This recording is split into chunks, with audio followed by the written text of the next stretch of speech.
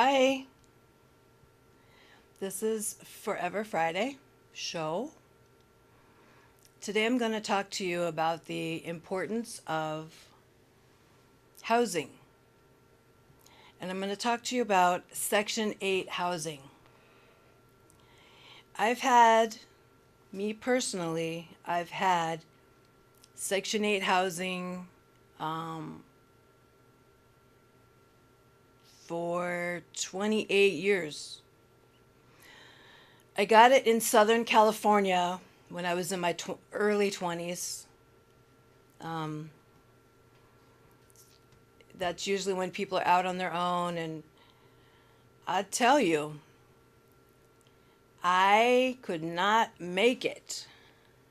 I mean, I was trying really hard to meet the rent, and it was really tough. It was really, really tough. And my daughter, she wants to be out on her own, and I realize how tough it's going to be for her. And all the people out there with children, um, baby daddies who don't want to be in the lives of the kids, blah, blah, blah. That's just the way the world became. It wasn't my world. I mean, well, okay, I'm going to be real. Let's be real. I didn't know that it was so apparent that there was so many um, single moms. I thought it was just me. I did not even know that that was a thing. And now, being here in San Francisco and around other moms, seeing all the moms with the kids and the absentee fathers, I didn't really see a whole lot of that, I guess. Or maybe I was blind to that.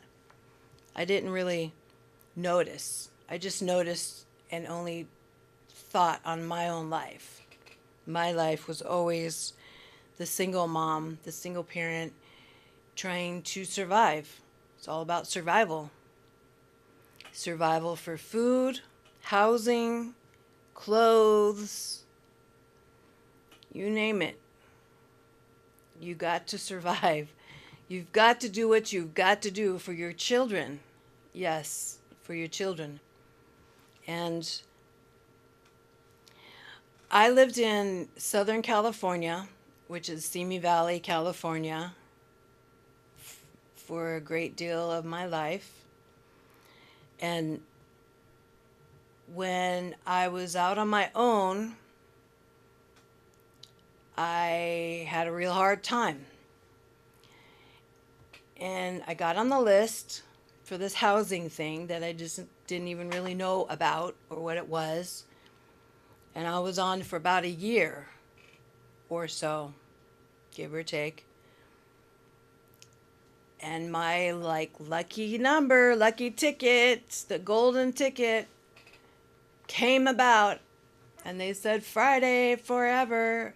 Well, that wasn't my last name then, but Friday, you have the means to be a recipient of Section 8 housing. You go to a meeting, go to a class. You do the class, you sit through this class, it tells you all the things you're supposed to do, the things they're supposed to do, the things you're supposed to report, you, the ways you're going to get kicked off, and etc. So on and so forth. That's just a normal, that's a given. I traveled with mine.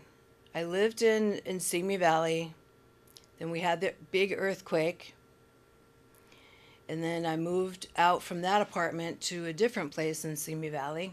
And I lived there for a long, long time. Like, ugh, years. At least 3 to 4 years or so. That's a long time to me. um, Then the people wanted to up the rent. I mean, I lived there for so long.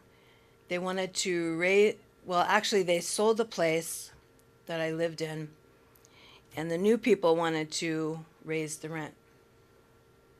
I didn't even think about it back then, but I couldn't afford $100 more. I just couldn't. And my portion would have changed from HUD, Section 8. So I took my Section 8 housing and moved to Arizona, Tempe, Arizona, with my husband. We moved to Tempe, Arizona, and lived there until it became unbearable, because you know the heat in Tempe, and well, in Arizona, period. The only reprieve we got was the monsoon, because it got cooler. Just at that time, just a smidge cooler. I mean, we always had to stay in the house. We never stayed in the house. We always were eating at Chinese food restaurants all over town. Because I was pregnant in Arizona. Yeah, I became pregnant with my daughter. Yeah.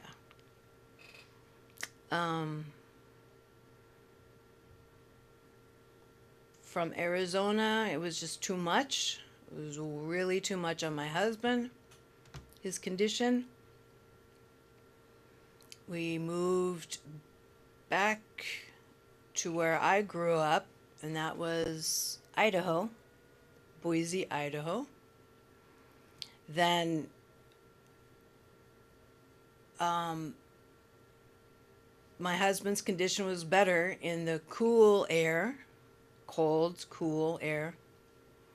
That worked much better because heat just tore him down bad, really bad.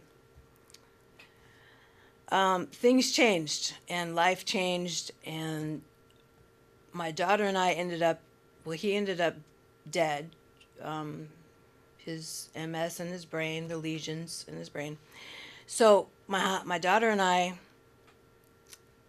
I, we lived in Idaho. We lived there the whole time through, different places. We had to move here because she was diagnosed at 14. It was a whole ordeal. She was in the hospital. They accidentally found a lesion in her brain. And I just thought, oh my gosh, my gosh, my gosh. I've already been here. I've already done that. I took care of my husband, gave him shots. The nurses came to the house. Just the whole thing. Changing his pants, cleaning him, and so on and so forth. I was the wife and the nurse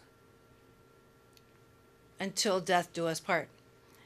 But anyways, I was having to think now in my head, oh my gosh, okay, so we know that my husband had lesions, but he was older and he knew what he was supposed to have in his body, how it was supposed to work. My kid, she's young and they don't ever catch it. Young. They don't ever catch. It's far few and in between. If it's very rare that they catch this particular disease, multiple sclerosis in the brain. That was where hers is. That's where her father's was. The grandma's in her spine. But what I'm saying is the nightmare happened for me, the mom.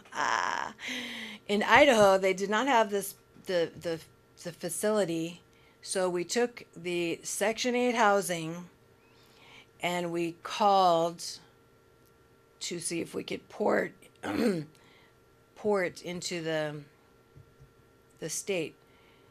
And the lady said, yes, the door is open. We have opening, meaning you can't move into a state unless you call Section 8 first in the state that you want to move.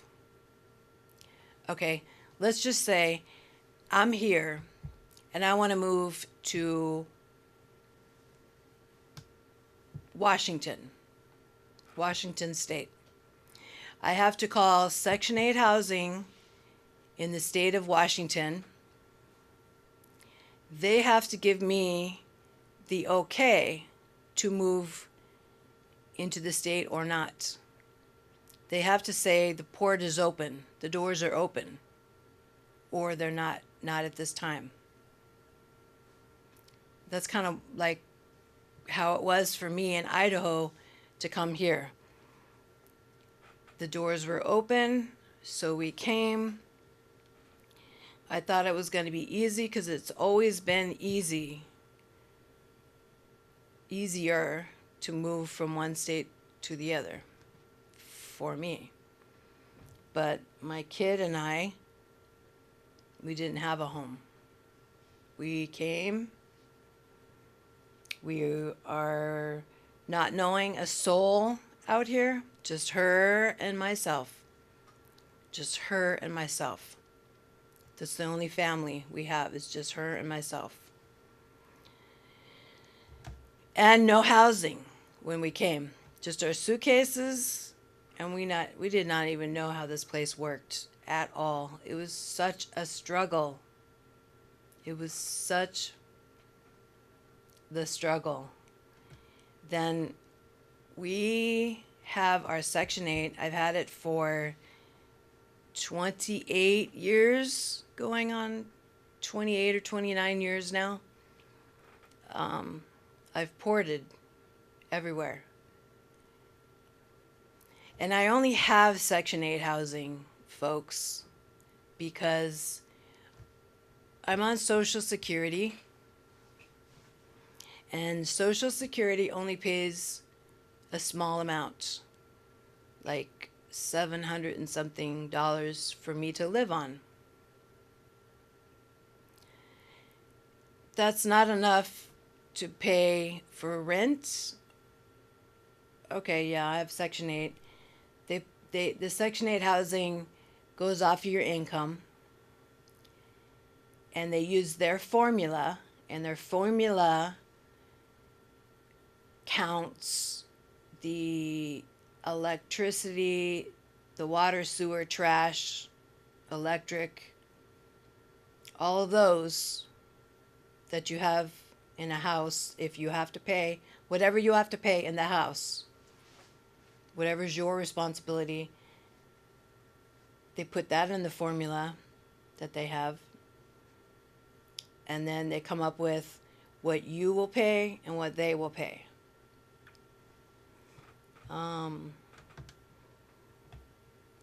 And your phone, you have to pay, of course. They don't have anything to do with that.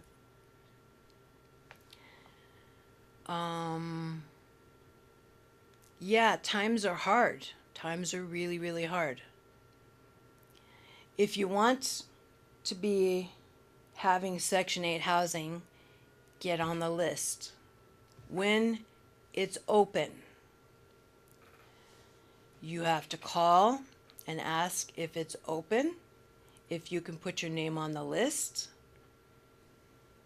then your name will be on the list. And when and however long it's been there, you never know. Your time will be whenever it gets to the top of the list. Everybody's waiting on the list. And someone gets a house, so then the list goes up and up and up. People get off Section 8 housing, other people can get on.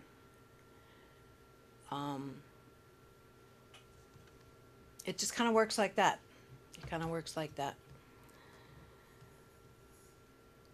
It's my only way of survival.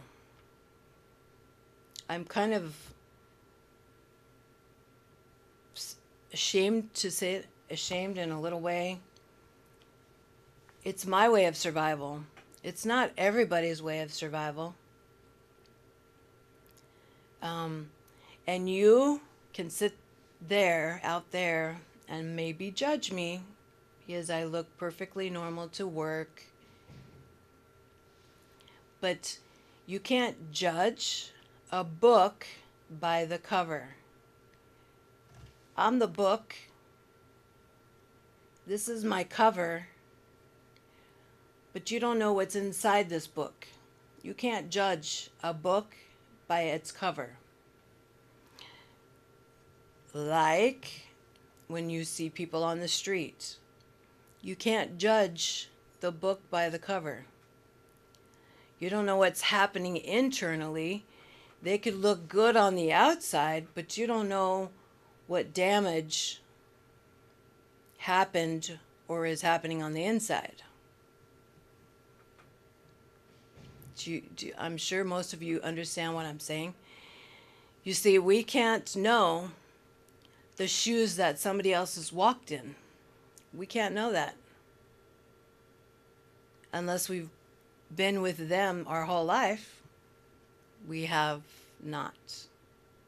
I can guarantee people only know by seeing and by hearing gossip about people. Gossip is not nothing. If you don't ask the person directly, up front and personal, you don't know nothing about that person. It's just pure gossip. So when you get housing, I suggest that you treat it with care. I suggest you treat it with care and love, and you don't wreck the housing. You don't trash the housing just because you are on something that is helping your life. Don't mess it up for the other people that are trying to get this help for their life. I leave a place better than I got it in the first place. I have always got my deposits back. I have always got letters back from the places telling me, thank you for being a resident at our establishment. I have letters. I have a pile of letters from all the places that I've lived. I make it cleaner and better from when I moved in. I leave it good. And I think everybody should be like that because it leaves a good impression on you and it holds you in a good place. You don't want to be having people badmouth you in life, do you? You want people to hold you up and say, this is a good person. You can trust this person. Do you understand what I'm saying? I'm sure you do. I gotta wind down. I'm very sorry. Gotta cut it short. Wasn't watching the time. I'm just saying, leave a place better than what you got it. Try your best. Don't mess things up for the next person.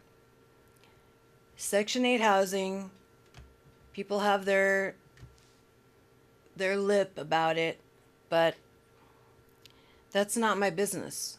My business is it helps my life, and I'm not in a paper box on the street, a cardboard box on the street. I take care of my business, what I'm supposed to do. Whether I get help or not, that doesn't matter. We all need help. And that's my help. So I take that back. I'm not ashamed to say, that's your problem if you have a problem with that, with me. And you can't judge me. You can't judge the way I look on the outside. Do you know what I'm saying? Okay. But anyways, I want you to have a great week. Do something nice for somebody. Please. Do something good and great for somebody. I will get back to you.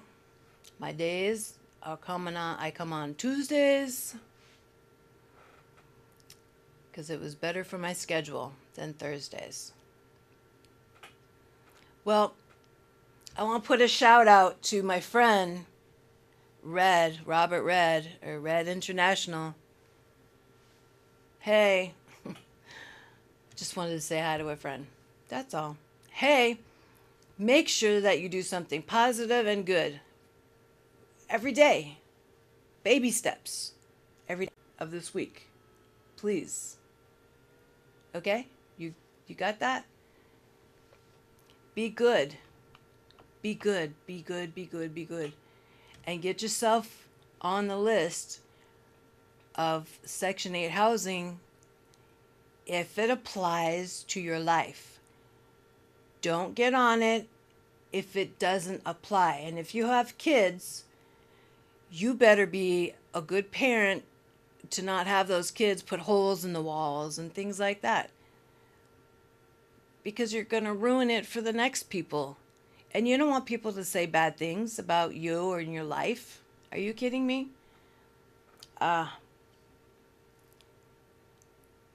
Train the ways of the child and they'll never depart from it.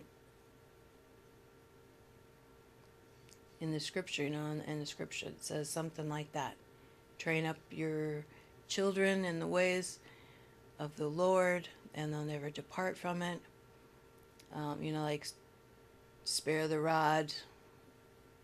I don't know. You have to reprimand your kids. You don't have to hit them or anything. You talk to them. Hey, I'm procrastinating getting off. Hey, have a good time. Good week, good days. Do something nice for someone. I want to do something nice for you. I want to tell you thank you for being my audience. Thumbs up. Bye now.